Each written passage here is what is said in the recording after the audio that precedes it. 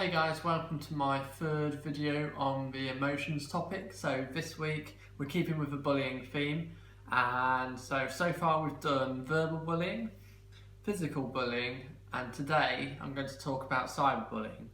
Well, personally I have not been luckily affected by cyberbullying. Yes, I've had a few trolls about on the internet, which is an indirect way of bullying in some forms or another. However, in this case it hasn't really affected me, because I don't know the people, I just haven't worried about it.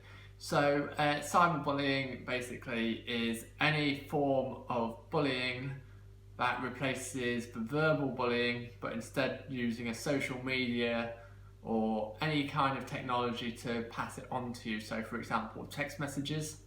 Someone sends you a message that's bully-like, so saying that they hate you and you smell or whatever. There's all sorts of things that they could contain.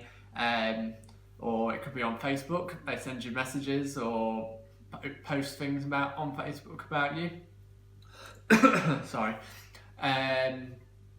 Or anything like that. They could even make a website about you and slag you off or whatever it is they want to do, and they're all forms of cyberbullying. And luckily in this day and age, wherever there's a form of cyberbullying, there's a way of stopping it quite easily. For example, with text messages, you can block that person's number from contacting you, and Facebook you can do the same. Also with Facebook, you can report that user for bullying you and all that. Facebook may need some evidence, however by doing that their account could get suspended or whatever. Obviously that's not what you're trying to do, but it helps stop a form of bullying. Obviously if it's quite bad, the police then will get involved and all that. So luckily with cyberbullying it's a lot easier to remove from society by using the features that are there to us to defend ourselves against it. Okay, they're never always going to work efficiently because there'll be other forms of getting back at you.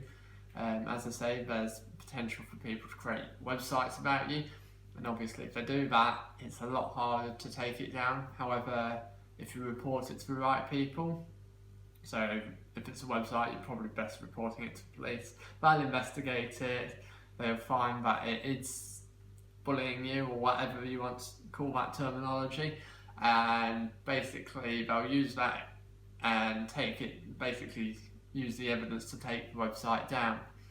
And as with any other bullying, it's not nice.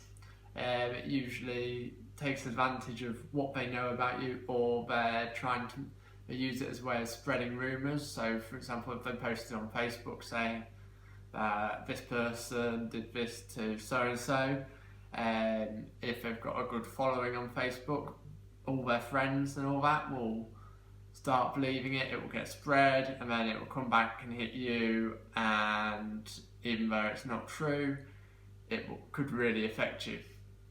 So obviously, as soon as you see any sign of cyberbullying, really you want to be trying to combat it as soon as possible. It's always, unless of course it's potentially in a joking way, which no bullying should ever be joked about. Maybe you could try and talk to the person that's doing it. However, I don't recommend this because it could lead to further problems. So best bet to do is report it to, or block it, or whatever it is you need to do depending on where it is.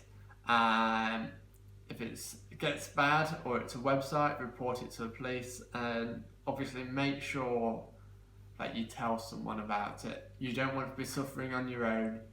Suffering with bullying on your own could lead to worse in some circumstances. So obviously remember to make sure that you're not suffering alone. So that is everything today on cyberbullying. I know it was pretty short, however, it's a bit harder when you haven't got any reference points from your own experience to talk about.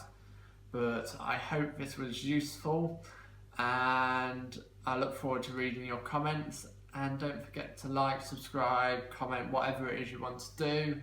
And don't forget to check out my social media channels as well.